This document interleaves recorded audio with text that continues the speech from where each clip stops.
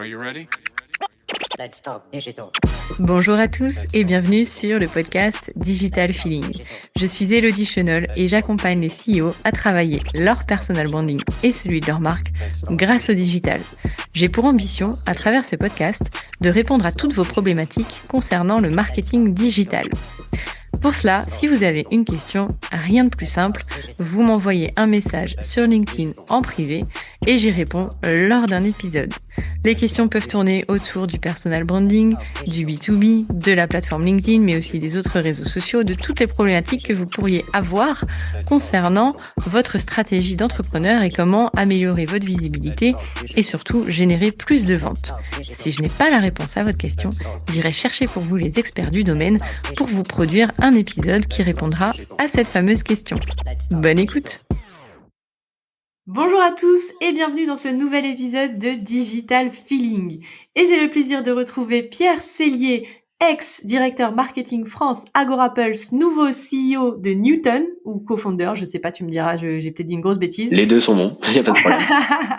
Où on vous retrouve pour un dernier épisode de cette mini-série sur la création de contenu, avec cette fois-ci un épisode, sortez vos stylos, parce que là franchement, c'est la question qui revient, je crois, le plus souvent dans vos questions, dans les accompagnements que je peux réaliser. C'est comment je crée de la valeur, comment j'utilise des liens que je vais créer avec ma cible, comment le contenu que je propose va vraiment faire la différence par rapport aux concurrents. Et avec Pierre à mes côtés, on va répondre avec plaisir, enfin surtout Pierre, à cette question. Avec plaisir. Bonjour Elodie, merci pour l'invitation. Avec grand plaisir.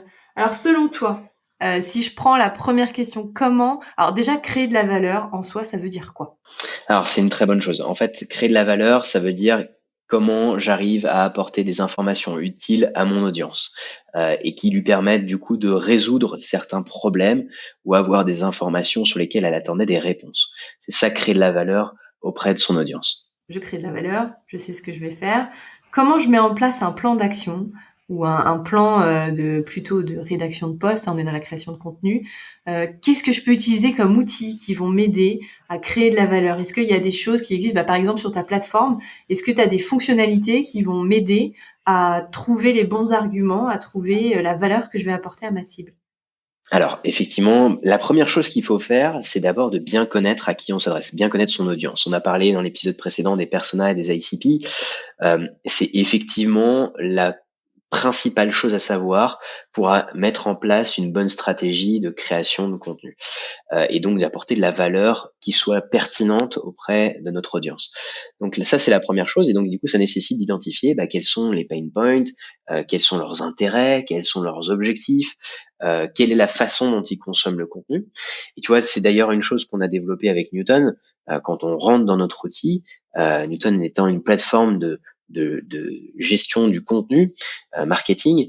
Quand on rentre dans notre outil, la première chose qu'on demande aux utilisateurs, c'est de répondre à quelques questions qui nous permettent de bien connaître l'audience à laquelle ils vont s'adresser et connaître aussi leur ligne éditoriale, comment ils veulent communiquer auprès de leur audience.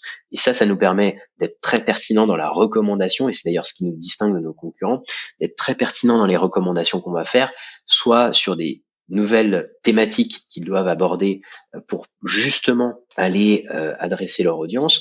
Donc on va recommander des nouveaux thèmes qu'ils peuvent développer, ou alors aussi pour recycler le contenu, puisqu'en fait on est en capacité de voir quelle a été la performance des contenus précédemment produits, et donc de voir ceux sur lesquels il faut en priorité créer des contenus additionnels en recyclant ces contenus qui ont été les plus performants.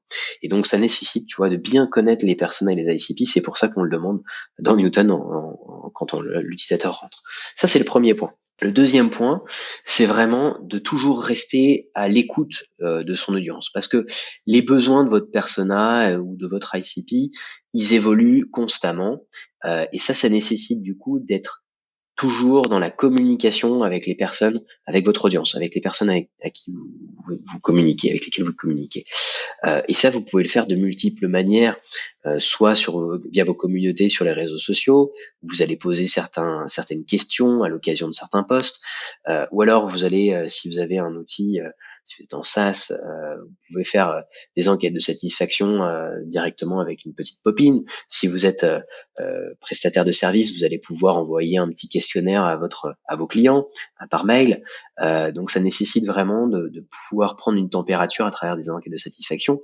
Ça se fait aussi de manière très basique, hein. Le téléphone, ça reste un des bons moyens. Le mail, le téléphone, ça reste un des bons moyens pour toujours demander un insight à votre audience. Mais vous voyez, il y a plein de façons de le faire.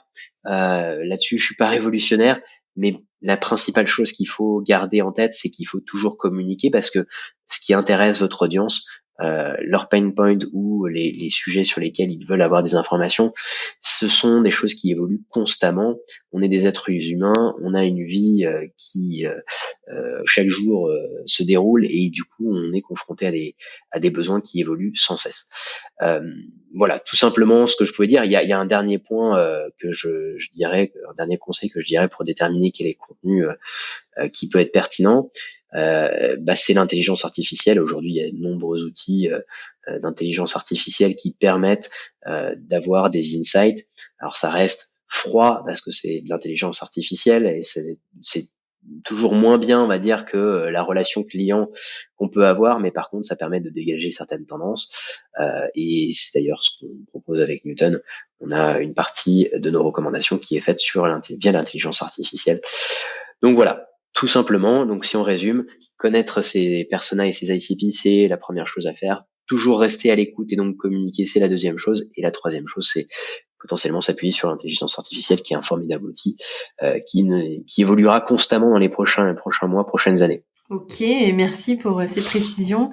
C'est vrai que prendre son téléphone, appeler ses clients, c'est saut 2015. J'ai l'impression tout le monde a peur de décrocher son téléphone et de se dire ce qui peut être réglé en 5 minutes au téléphone j'ai fait le test encore. Alors c'était pas pour mes clients, mais j'avais beaucoup de choses en attente et je me suis dit allez, j'arrête les mails, j'appelle les gens.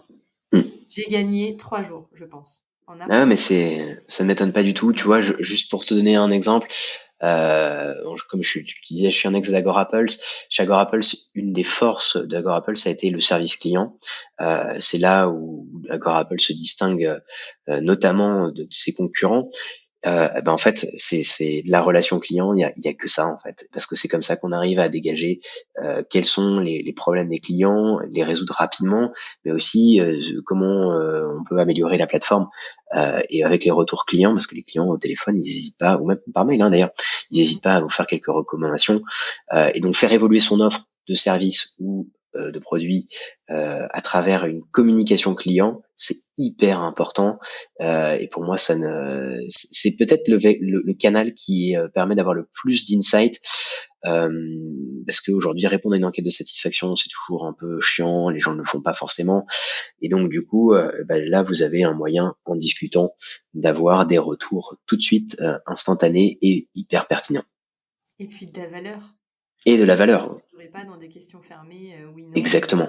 Tout à fait. C'est exactement vrai. C'est super important, et merci de le rappeler, parce que c'est vrai qu'on oublie souvent que le téléphone, d'avoir, ou même un café, enfin bref, d'avoir la personne en visu ou au téléphone, et vous allez avoir tellement plus de valeur que 50 enquêtes envoyées avec un Google Form où on va faire oui, non, question ouverte, ça saoule tout le monde, personne répond. Et effectivement, le service client, alors quand j'étais chez Mercedes, c'était pareil, parce que quand tu gères les réseaux sociaux, tu communiques beaucoup avec le service client. C'est une mine d'informations tellement sous-exploitée. Si vous êtes en entreprise, mais vraiment faites tous vos posts en vous basant sur les pain points qui remontent au service client, et vous êtes assuré d'avoir un engagement qui va monter en flèche, c'est clair. de commentaires et d'engagement de la communauté, je vais y arriver, par rapport à vos points. Donc, créer de la valeur, c'est répondre à des pain points, répondre aux vraies attentes, aux vraies interrogations que se pose votre persona, enfin votre prospect même, on pourrait dire. Ça va être de lui apporter peut-être des conseils avec des e-books, des guides à télécharger, des conseils pratiques, etc., qui en plus peuvent vous permettre d'avoir quelqu'un qui lève la main et qui dit vraiment je suis intéressé par ton contenu, et donc d'aller peut-être plus loin ensuite dans une relation avec cette personne. Moi j'aimerais juste mettre le point sur quelque chose, j'en profite. Il faut pas croire que la communication c'est de la magie et qu'en communiquant on va avoir des clients. Même si on est au taquet, même si on respecte toutes les règles, c'est pas comme ça qu'on va convertir des clients, des prospects en clients. Et il faut vraiment engager la conversation aux personnes qui en plus ont levé la main. Ça peut être un premier pas.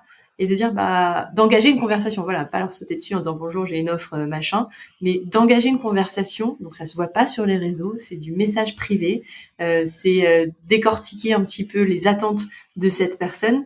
Je vous dis pas que 100% seront des clients. D'engager cette conversation vous permettra d'avoir une meilleure communication et d'avoir de vrais clients derrière et des conversions.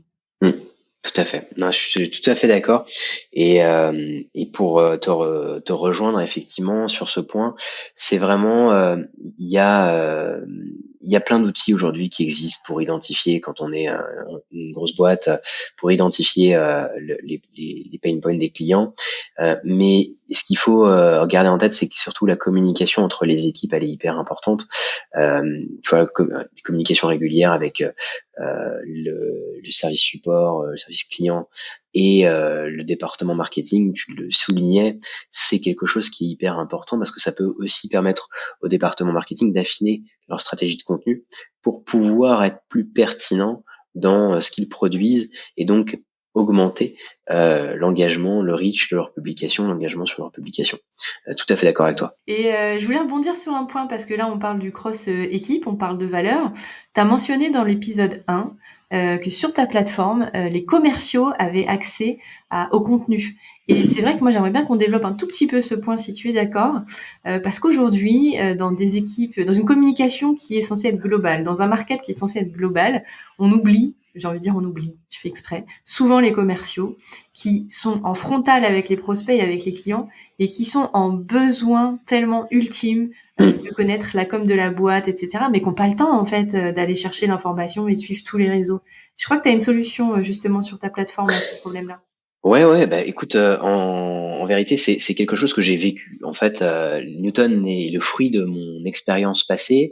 Euh, En fait, il y avait deux pain points que j'ai rencontrés au cours de l'année 2022. Le premier pain point, c'était que entre les équipes marketing qui étaient régionales, on avait une coordination, mais cette coordination restait quand même très limitée dans le sens où parfois on s'apercevait qu'un contenu qui était produit par une équipe, pouvait être intéressant pour notre territoire et donc du coup on n'avait pas la connaissance du fait qu'il l'avait produit et on le découvrait un peu par hasard. Et donc là, il y avait un premier, tu vois, silo à casser qui était interne à l'équipe marketing.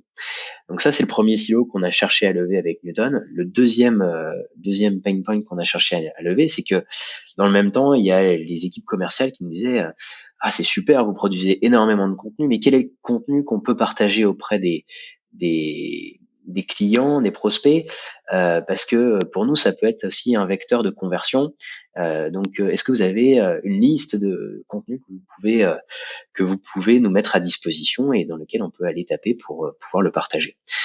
Et sauf que nous, on n'avait pas la connaissance de notre propre contenu. En fait, ce qui est très compliqué, c'est qu'on produisait du contenu sur WordPress, on produisait du contenu qu'on diffusait sur YouTube, on produisait du contenu qu'on mettait sur Google Drive, etc., etc. Donc le contenu, en fait, aujourd'hui, il est complètement éclaté et stocké dans plein d'autres environnements. Et en plus de ça, on n'avait pas la connaissance du contenu qui avait été produit avant que nous-mêmes, marketeurs, arrivions dans la société.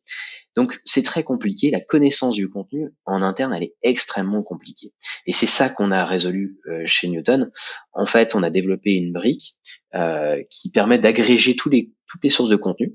On va venir aller scraper le contenu qui est sur WordPress, sur YouTube, sur Google Drive, sur Dropbox, sur Ocha par exemple, podcast. Et donc du coup, on agrège tous ces contenus-là et qu'on restitue à travers une barre de recherche.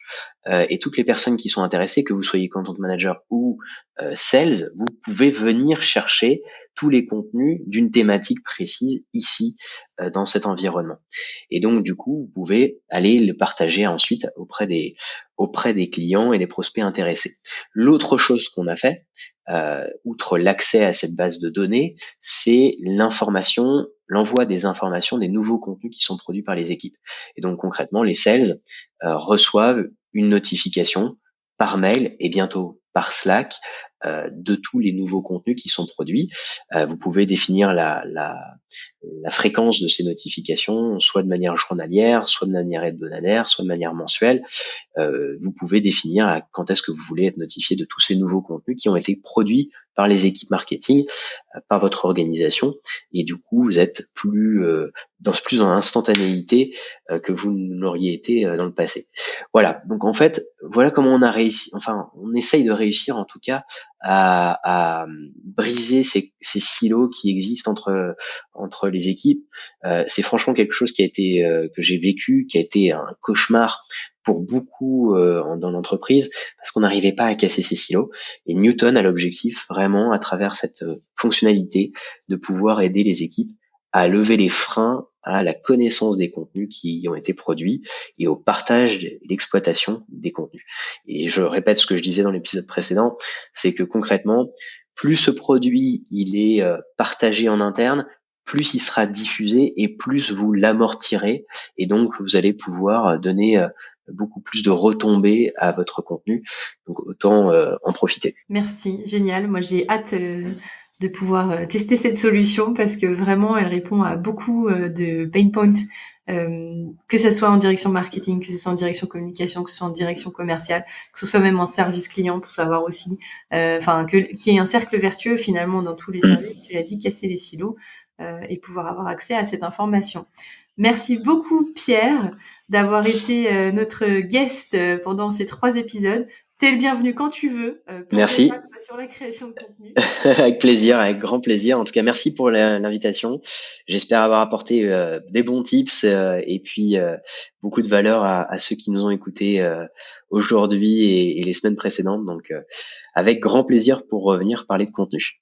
Eh ben, merci beaucoup Pierre. Je te confirme, tu as apporté beaucoup de valeur. Merci à tous et je vous souhaite une bonne semaine. Thank you. You're welcome. Let's talk digital. J'espère que ce podcast vous a plu. Si vous avez aimé cet épisode, n'hésitez pas à soutenir le podcast en laissant une note et un avis sur Apple Podcast ou sur vos plateformes d'écoute. Ça me permettra de remonter et de pouvoir partager à d'autres entrepreneurs les réponses que vous vous posez. Merci à tous, à bientôt.